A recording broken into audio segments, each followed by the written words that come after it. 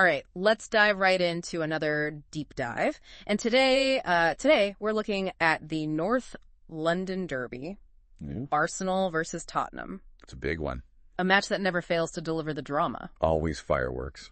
And we've got a whole stack of articles previewing this showdown with, predictions and lineups and even a simulated outcome. Oh, wow. We're here to give you the insights you need to watch this match like a true expert. Yeah, and it's a match that really is full of contradictions. Like, when you look at the data, it suggests one thing, but then the history of this rivalry kind of tells a different story. That's interesting. Let's start with the data then. Oddschecker has Arsenal as the clear favorites, 4-9 odds, so that gives them a 69% chance of winning. Yeah, they are higher up the table, so. Makes sense. But you're right, this is a derby, so anything can happen. Exactly. Form can go right out the window in these matches. Yeah. And, Tottenham, they might be struggling in the league, but they've been known to upset Arsenal at the Emirates. And it's interesting because they've actually only won once in their last 31 visits there. Wow. Makes you wonder if they're due for another surprise. Maybe this is the time. You never know. That's what makes it so exciting, right? So looking at recent form, Arsenal are unbeaten at home in the league, so that sounds pretty impressive. But they've had some struggles in cup competitions. Right. Tottenham, on the other hand, it's like the opposite. They're grinding out cup wins, but their league form has been a bit up and down. Yeah, and I think underlying both teams' form is this issue of injuries. Right. But each team is kind of handling it a bit differently. Yeah, it's interesting that Arsenal are creating chances, but they seem to be struggling to convert them. Yeah. A lot of the articles were mentioning their lack of a clinical finisher. Especially with Gabriel Jesus out. Yeah, that ACL tear is a massive blow for them. It's a huge setback. Especially with Saka and Momaneri also sidelined. That's a lot of attacking talent missing from that lineup. It definitely weakens their attack. But I did see a few articles suggesting that this is forcing their midfielders to step up and contribute more in the final third. So it'll be interesting to see how Tottenham's defense copes with this change. For sure. And speaking of Tottenham's defense, their injury list is even longer than Arsenal's Romero, Van de Ven, Udogie. Yeah, just to name a few. That's a lot. It's almost like half their starting 11 is out injured. Right. But here's the thing. Tottenham have been finding ways to win even without those key players. They have. This next man up mentality, which I think for our listener basically means they don't panic when players are out injured. They trust their squad depth. They have a system where other players are ready to step in and perform. Yeah, exactly. This is where their manager, Ange Postecoglou, deserves a lot of credit. He's fostered this culture of resilience and adaptability. But it'll be interesting to see if they can maintain this next man up mentality against a strong opponent like Arsenal, especially at the Emirates, where they've historically struggled. Yeah, that's the real test. Now, I want to bring up something that really caught my eye.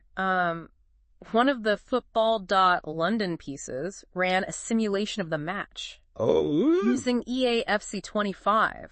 And get this, it ended in a 3-3 draw. Wow. Pretty wild. It is a wild result. No, right? But, it is a simulation, but I think it does highlight something crucial about this matchup. Both teams are capable of scoring goals, even with key players missing. Yeah. And what stood out to me from the simulation was how the goals were scored. They weren't just these lucky deflections or anything. They were well-worked team goals, highlighting the tactical strengths of both sides. It really sets the stage for a potentially open and exciting encounter. Yeah. But of course, simulations aren't always accurate. Let's talk about some real-world data, specifically the betting odds. Oddschecker and other sources have some interesting insights here. They do. Now, while I wouldn't recommend betting solely based on odds, I do think they can point us to some intriguing possibilities. For example, Son Heung-min. He has a history of performing well against Arsenal, and the odds for him having over 1.5 shots in this match are quite favorable. Interesting. And this isn't just random luck.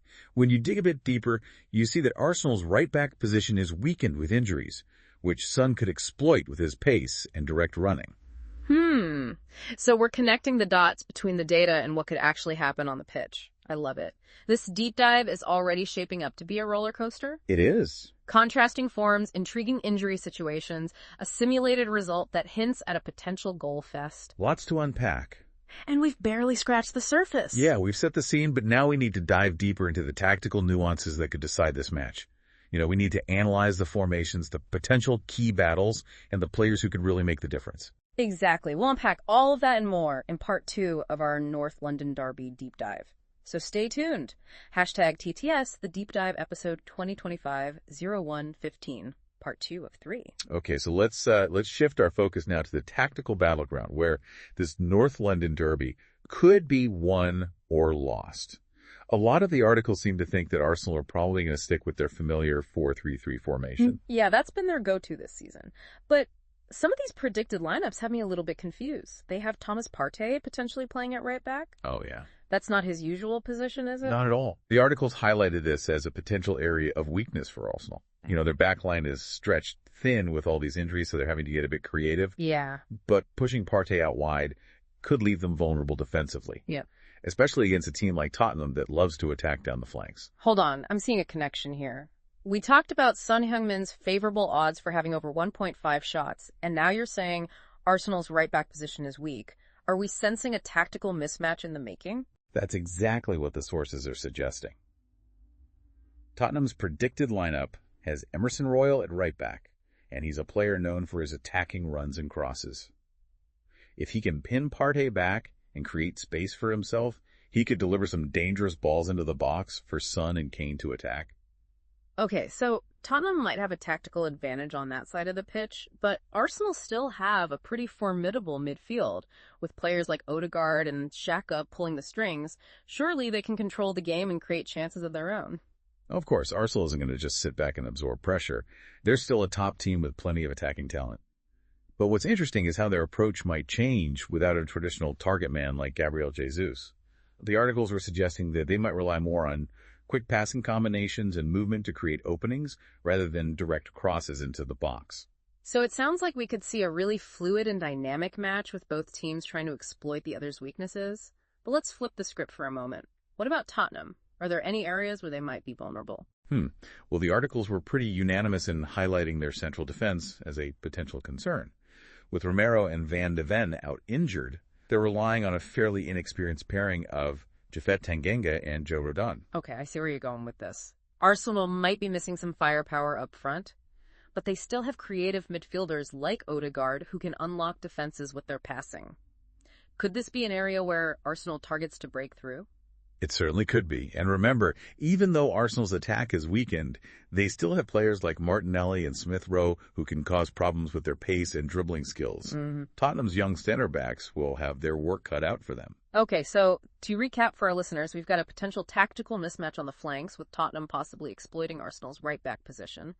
But we also have Arsenal's creative midfield potentially targeting Tottenham's inexperienced central defense.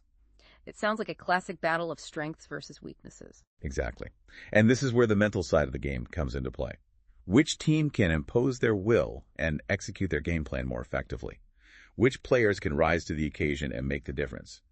These are the questions we'll explore in the final part of our deep dive. That's what I love about these derbies. It's not just about formations and tactics. It's about passion intensity and those moments of individual brilliance that can swing the momentum of the match. Absolutely. We've laid the groundwork with our analysis of the tactical landscape, but now it's time to delve into the psychological factors that could make this North London derby truly unforgettable. And for that, you'll have to join us for part 3 of our deep dive. We'll see you there. Hashtag TTS, the deep dive, episode 2025-01-15, part 3 of 3. And we're back for the final part of our North London Derby deep dive. The final act. You know, we've talked tactics formations, but in a derby, it's as much a psychological battle as it is a physical one. Absolutely. The pressure can be immense. Yeah. You know, who can handle the weight of expectation? Who can silence the doubts? Who can rise to the occasion when the stakes are at their highest? So let's talk pressure then. Arsenal are the favorites playing at home, so they're carrying that burden of expectation. They are.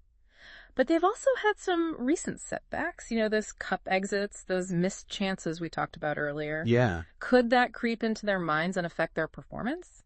It's possible. Yeah. You know, the sources noted a growing frustration among Arsenal fans who are hungry for trophies. They are. And, you know, if Tottenham can get an early goal or disrupt Arsenal's rhythm, those doubts could start to fester in the minds of the players. That's true.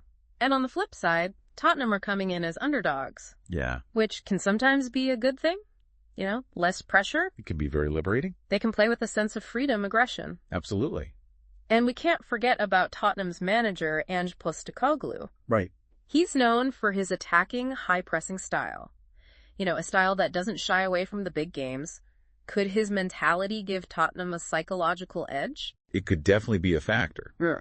Postecoglou has instilled this belief in his players that they can compete with anyone regardless of the opponent or the venue. Yeah. And that confidence that can be contagious. But even with the right mindset, you still need players who can perform under pressure. Exactly. So are there any key personalities or narratives that we should be looking out for that could influence this match? We talked about Son Heung-min's potential to exploit Arsenal's defense. Right. But what about the mental aspect of his game? Well, Son thrives in big games, and he's got a remarkable record against Arsenal. He does. He just seems to relish the pressure and the responsibility of being Tottenham's talisman. Yeah, and on the Arsenal side, I think all eyes will be on Kai Havertz. He's faced some criticism. Yes. For his performances this season, and a North London derby could be a defining moment for him. It's almost like a crossroads, isn't it? Yeah. A chance to prove his doubters wrong or crumble under pressure. Big moment for him. You can really feel the weight of these individual stories, how they add another layer of complexity to this already intense rivalry. Exactly. And for our listener, that's what makes the North London derby so compelling. It's more than just a football match. It's a clash of styles. It's a battle of wills. A story filled with heroes and villains, triumphs and heartbreaks. So we've covered a lot of ground in this deep dive. We've analyzed the data. We've dissected the tactics. We've explored the psychological factors. We have. We've given you the tools to understand this match on a deeper level. Now it's up to you to decide who will emerge victorious. Yeah. Will Arsenal overcome their recent struggles and assert their dominance at home? Will Tottenham continue to defy expectations and pull off another upset? Or will we see another tense, dramatic draw? Only time will tell. I can't wait to find out. But one thing is for certain, this North London derby promises to be a memorable chapter in this historic rivalry. So there you have it. We hope you've enjoyed our deep dive into the North London derby. Now grab your snacks, settle in, get ready for a match that's sure to be full of twists and turns and unforgettable moments. And don't forget to share your predictions and thoughts with us. We'd love to hear what you think. Yeah. Let us know. Until next time, enjoy the match.